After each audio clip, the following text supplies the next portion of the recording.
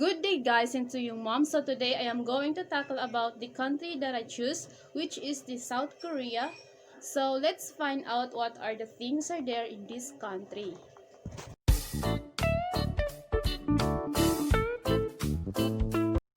South Korea, an East Asian nation on the southern half of the Korean peninsula, shares one of the world's most heavily militarized borders with North Korea. It's equally known for its green, hilly countrysides dotted with cherry trees and centuries-old Buddhist temples, plus its coastal fishing villages, subtropical islands, and high-tech cities such as Seoul, the capital. South Korea is a democratic republic. It is headed by a president and prime minister in a cabinet composed primarily of officials from the majority party in the one-house legislature, the National Assembly. Members of the National Assembly are elected to four-year terms by popular vote from districts across the nation. A new constitution, which went into effect in 1988, reduced the presidential term from 7 to 5 years.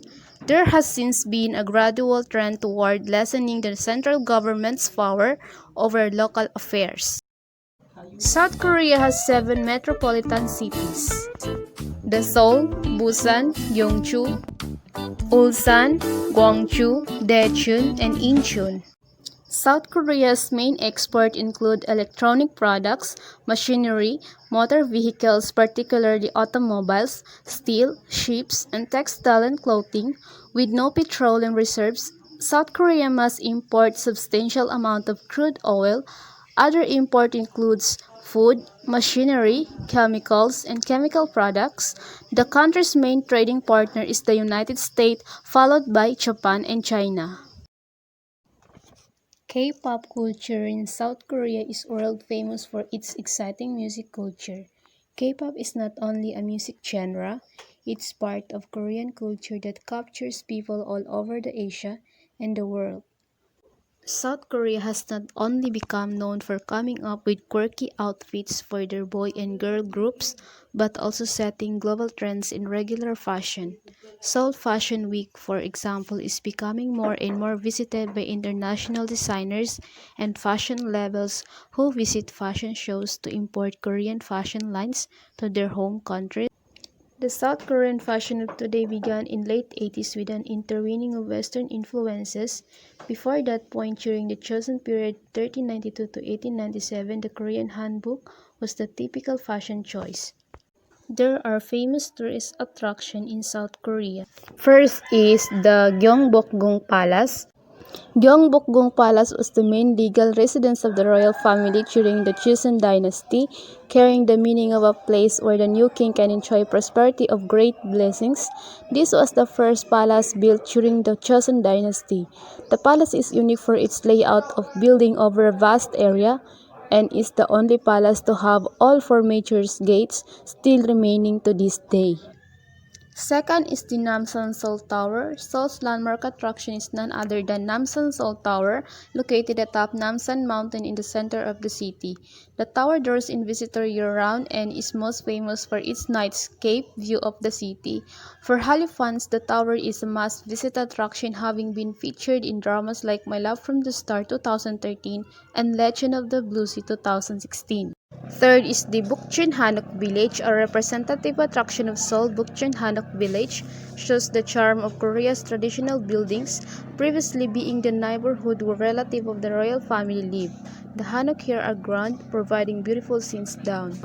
Fourth is the Namisum Island, became a popular tourist attraction after appearing in Korean drama Winter Sonata 2002, originally just a hilltop. Namisum Island became an island with the construction of Cheongpyeong Dam, which elevated the surrounding water level. The island is rather small, allowing visitors to complete a full tour within a half day. The island's effort to preserve nature and reuse recyclable items is quite noteworthy. Fifth is the Cheongdokgung Palace. was built in the early Joseon period and of the palaces served as the royal residence the most. The palace boasts a majestic harmony with the surrounding nature as each building was built with careful consideration of geographical and environmental features with the area. In particular, the matching beauty of the palaces, pavilions, ponds, and rock formations is quite a scene to behold. Changdeokgung Palace's magnificence was recognized internationally and became designated as a UNESCO World Heritage in 1997. Six is the Insadong is often referred to as the street of traditional Korean culture. The main thoroughfare is lined with shops selling traditional crafts and souvenirs, while the many side streets feature restaurants and cafes serving traditional foods and teas in Hanok buildings. There is an endless number of things to see here, but Samsigil tops the list. The structure of the building itself is unique, built in a square shape symbolic the Korean letter, with a single continuing pathway slowly winding up the building from the basement level to the fourth floor. Along the path, you can see art galleries, shops selling traditional handicrafts, furniture, and more. The fourth floor opens up into a sky garden which offers a bird's eye view of the street in Insadong. 7 is the Myeongdong Street. The area of Myeongdong is filled with unique street foods and plenty of things to see. A district of fashion and shopping, many young Koreans and international tourists seek out great deals and the latest trends. Myeongdong stretches for approximately 1 kilometer from Myeongdong Station, Seoul Subway Line 4 to Yulchiro Avenue and Lot Department Store.